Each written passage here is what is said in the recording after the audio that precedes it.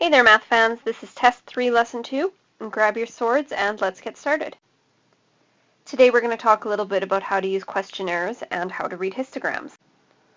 And we will start with questionnaires. So a questionnaire is often called a survey, and they both are the same thing. It's basically when you ask people questions to find out information. It's a method of gathering data. Data is just a fancy word for information. And we then use it to organize in graphs, in studies, in all kinds of different ways. But you can't just walk around asking people any question. We're doing this mathematically, we're doing it scientifically, so there's a couple little rules you have to follow. It's not hard. It's 4 simple rules for creating a good survey question. And the first one is you can only ask about one thing. So, for example, if I come up to you and say, what's your favorite food and where do you like to eat and also what's your favorite thing to do on the weekend? You're going to get confused and I'm not going to get the answers I want. If I want answers to all of those questions, I need to separate them into different questions. So I need to make sure I'm only asking about one thing at a time. You also need to give a clear choice. If I just came up to people and asked, what do you like to do? I could get some really crazy answers. I could get some people telling me they like to travel, some people telling me they like to read, some people telling me they like to jump off of buildings with bungee cords attached to them.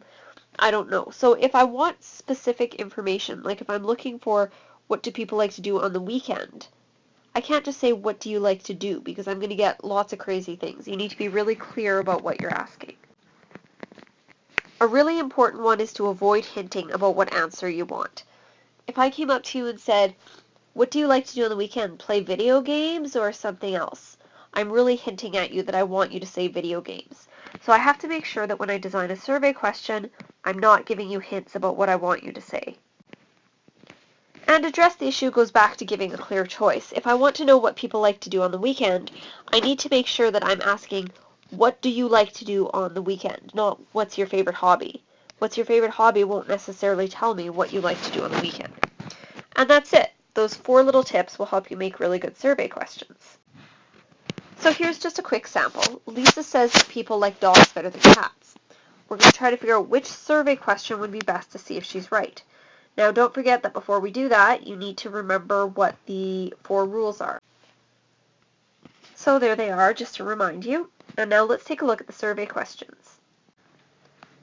So just take a look at the questions here and try to decide, pause the video if you want, which one would be the best question to see if people like dogs better than cats.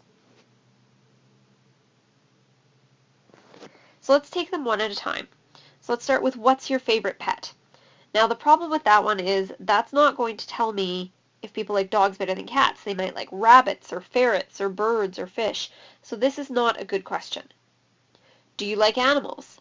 Well, that is a question, but it doesn't really tell me if people like dogs better than cats. It just tells me if they like animals or not.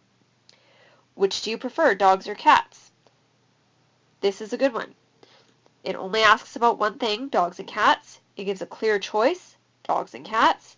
It doesn't tell me which one, and it addresses the issue. Let's look at the other ones, though. Do you like dogs better than cats? The problem with this one is it's kind of hinting. You're really hinting that dogs are better than cats, and people should pick dogs. And the last one, do you have pets, and which are your favorites? Again, I'm going to get all kinds of crazy answers that probably don't have anything to do with dogs and cats. Doesn't really matter for this if people like chinchillas. So that's all there really is to it. Crafting survey questions, it's pretty straightforward. Let's go on and talk about reading a histogram. So what is a histogram? And by the way, the website I'm using here is called mathisfun.com, and it's a very, very useful website if you ever just need a quick review of something. So a histogram is basically a bar graph, but it groups numbers into ranges instead of just one number for each bar. So let's look at what that means. So here we have an example using the height of orange trees. So you measure the height of every tree in the orchard in centimeters. The heights vary from 100 centimeters to 340 centimeters, and you decide to put the results in groups of 50 centimeters. So we're going to have the 100 to just below 150 centimeter range, the 150 to just below 200 centimeter range, and so on. So then a tree that is 260 meters tall goes in this group, 250 to 300, and we wind up with this. Why would we want to do that? Because sometimes if there's 500 trees in that in that orchard, I don't want to make a graph that shows every single tree. It's going to be all over the place. It's much easier if I just take this and I say, okay, here are the trees that are between 100 and 150 centimeters tall. It looks like there were about 5. It tells you here that between 150 and 200 centimeters tall, there are 30 trees. So a histogram is basically a bar graph, except instead of just having one thing for each bar represents a range. So here's another example with a puppy, which is always fun. So every month you measure how much weight your pup has gained and get these results. 1 month it gains half a pound, then half a pound, then 0.3 pounds, which is 3/10, then negative 0.2, the puppy lost weight that month, and so on. So what we're going to do for a histogram, you're going to put them in order from the lowest to the highest, so starting with negative 0.2, then 0, 0 and 1/10, and so on. We put them into a range, and we can make a graph. So how many months, you can look here, you can see how many months the puppy gained between negative half a pound and 0 pounds, how many months it gained between 0 and half a pound, most of the months were that. It just makes a graph. So histograms are a really good way to show the result of continuous data, weight, height, time. We use a bar chart when we're doing categories though. So you can see here the bar graph, if you have countries like USA, India, UK, New Zealand, Japan, you're going to have a bar chart and you're going to put gaps in between your bars. When you have ranges, you're going to use a histogram and you'll notice there's no gaps between your bars. And that's our lesson for today. So your 2 review questions that I need you to do and bring to school tomorrow.